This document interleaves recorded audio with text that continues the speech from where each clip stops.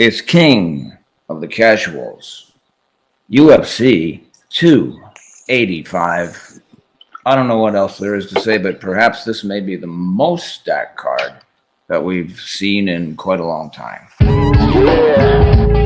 Cause I'm the king of the casuals, the casual king. I'm the king of the casuals, the casual king. I'm the king of the casuals, the casual king. Cause I'm nobody bringing you the casual thing. The king of the casuals, the casual king. The king of the casuals, the casual king. King of the casuals, the casual thing. Cause ain't nobody bringing you the casual thing. Yeah! A lot of you are gonna die with a nicely preserved body. No plates, no bad knees, no bruises, no scars. You also have an empty fucking resume.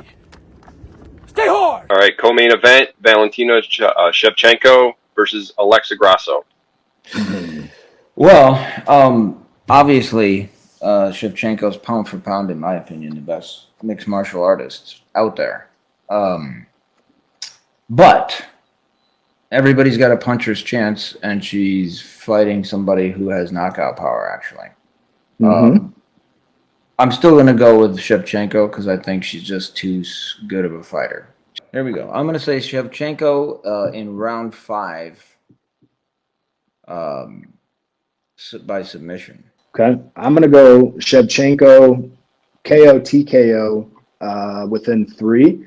I think Grasso, after the first 2 rounds, is going to realize that she's going to have to do something and have to get aggressive to try and do something, and that's when she's going to slip up. She's going to get sloppy, and Shevchenko's going to take advantage and pepper her and put her down probably in the 3rd.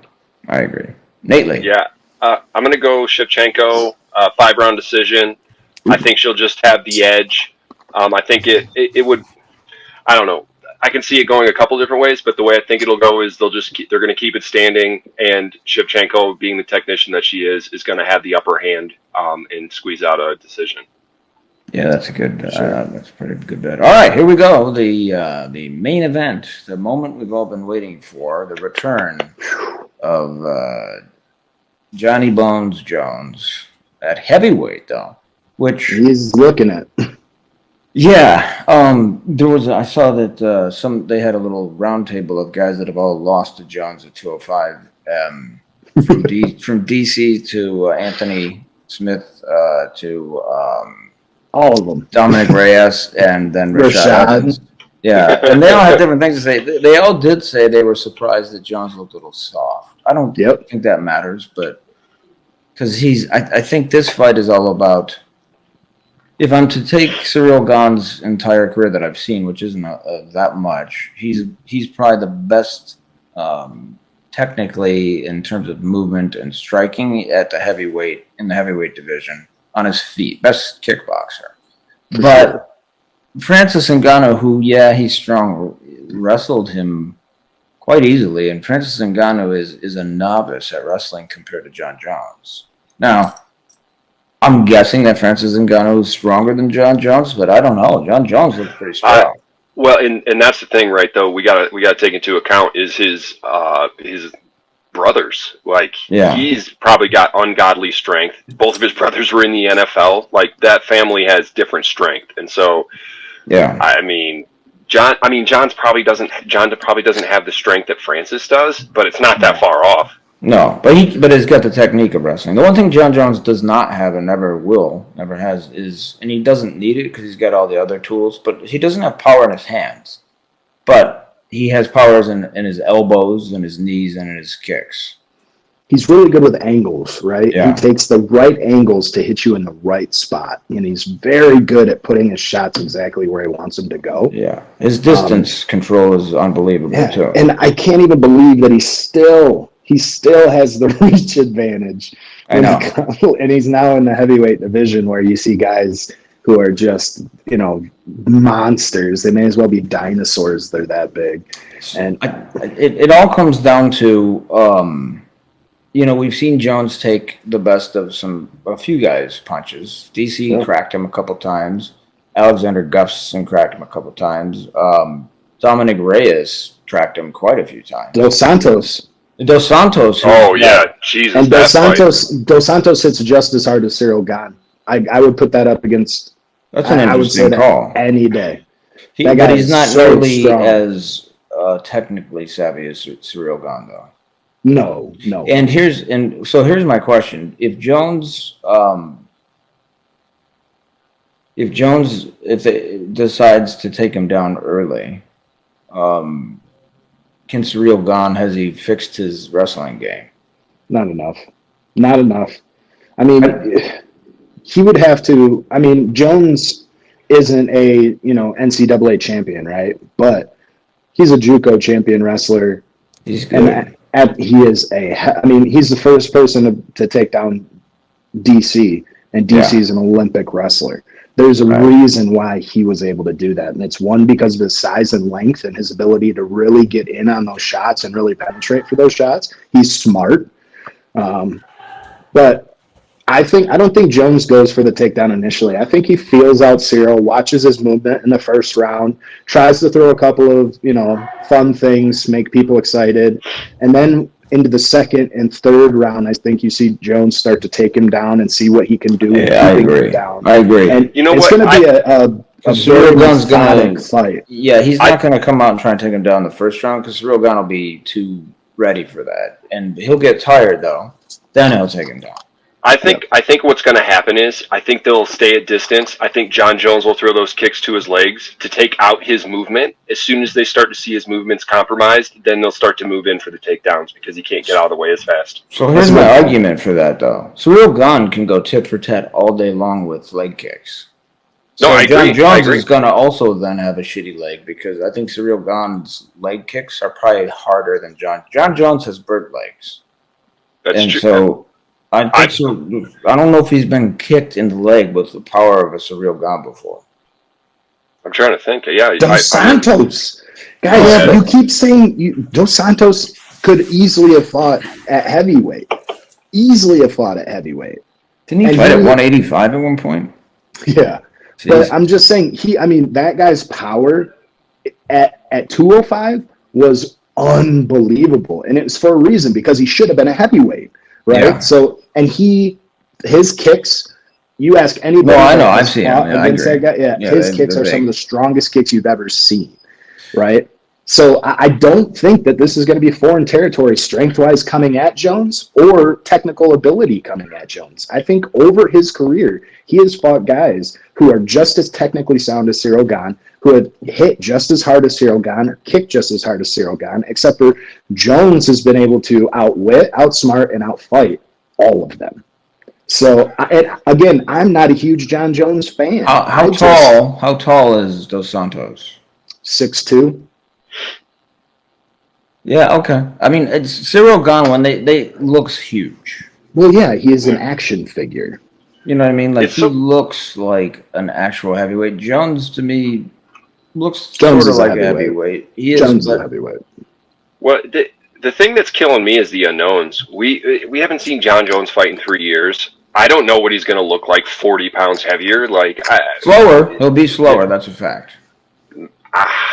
Is he He'll though? be slow. Like his frame was built for that size. Like his brothers are 255, 280. Like Doesn't Is it everybody close? get slower though when they get bigger? Not necessarily. not when you've done it for 3 years. Not when you put the Yeah. weight on over 3 years. Like maybe he was naturally just rolling around at 230, and he spent 3 years getting up to this weight, and he feels great, and he can move the same. Like if that's the case, who the fuck's going to beat him? Like unless his chin goes out. I mean, he's 35. No, he's got a Heavyweights hell last of a longer. chin. He's got a good chin. So like. Yeah, I you've never know. seen I any just- indication of his chin getting weak. So I'm just curious to see how he moves. We haven't seen him in a long time, and there's just too many unknowns, which is why I wouldn't just say straight out Jones. But I get Cyril Gane's also an incredibly good fighter. oh my god, he's insane. He's so good. So, He's so like- good. But again, so if you look at this just from a technical aspect, I think the kickboxing goes to Cyril Gane. I think everything else goes to Jones. And then you look at this going, okay, this is John Jones stepping into the octagon. His fight IQ, his experience level is beyond reproach when it comes to anybody else stepping in the octagon against him. So you put all of that together, and I see Jones winning this fight. I could see him trying to get Cyril into some deeper water. We saw Tuivasa had some success when Cyril was getting tired, was landing shots, and Jones is way more of a tactician than Tuivasa. So I think Jones is going to get him tired, fight him with those He doesn't hit takedowns. as hard as Tuivasa, though. No, but he doesn't have to because he's going to be able to actually take Gon down. And I think once he gets Gon down, especially once Gon is tired, I don't think he's going to have the ability to get Jones off of him completely. And Jones either TKOs him or submits him within 5 rounds. Gon does have decent jiu-jitsu, by the way. But not at Jones's level. No, but, he's got that dangerous, leg block move. Great, good luck with that. You want to leg lock somebody with legs as long as John Jones who could kick you in the face? Or in the chest, or... I think if the fight gets weird on Gon's part, it's because Gon really hurts one of John Jones' legs by leg kicking him back. Or John Jones kicks him in the leg and Gon checks it and Jones hurts his own leg. That could happen. Because Gon's legs are 3 times the size. Yeah, they're massive. Well, his lower legs, right? Jones, have you seen some of the weight that Jones moves? That's I know. 680, whatever. Yeah. So he's just genetically got thin calves, man. His lower legs are tiny. They're smaller than the size of my wrist. Yeah. But, the fight overall physically seems to be advantage Jones because of his all-around game. I mean, if they were just standing up, I would say Cyril Gane, no problem. But all the clinches and the clinches, Gane's dangerous too. But mentally, I think John Jones seems to have the advantage because he's a psychopath, and that makes for a good fighter. And he's mean. I mean, he's mean, and I think Cyril Gane is he's like a sweetheart. I don't think I just don't see him digging deep and fighting dirty if he has to. So I'm going to go with John Jones. Yeah, it's so hard. This is so hard. The unknowns kill me. But because I have to make a pick, I'm just going to say John Jones, TKO 3rd round. He takes him down, ground and pound elbows, and then it's over. I can see that happening. Yeah. But at the same time, I can completely see Cyril Gane winning by just sticking to a game plan. Maybe head kick. Maybe he beats the crap out of his body like he did to Tuivasa for 3 rounds, and then. What is that? He comes in and a punch that wouldn't normally knock somebody like Jones out gets caught with a straight right from a Cyril Gane after a nice left jab, and it just puts him to sleep. It's the heavyweight division. One punch can change this fight. That's why it's so hard to make a decision on this, even with John Jones being the guy he's fighting. But you would be silly to bet against John Jones, just like you would be against Shevchenko. So I got to go Jones. I like the thought process that Nate has and why. That 3rd round TKO submission somewhere in that area, I think is probably what's going to happen. Great to see you two. You as it's well. UFC 285. It's Jackie Mac forever, and Jackie it boy. is a unanimous prediction here. John Jones will become your next UFC heavyweight champion. Cause I'm the king of the casuals, the casual king. I'm the king of the casuals, the casual king. I'm the king of the casuals, the casual king. Cause I'm nobody bringing you the casual thing. The king of the casuals, the casual king. The king of the casuals, the casual king. King of the casuals, the casual thing. Cause ain't no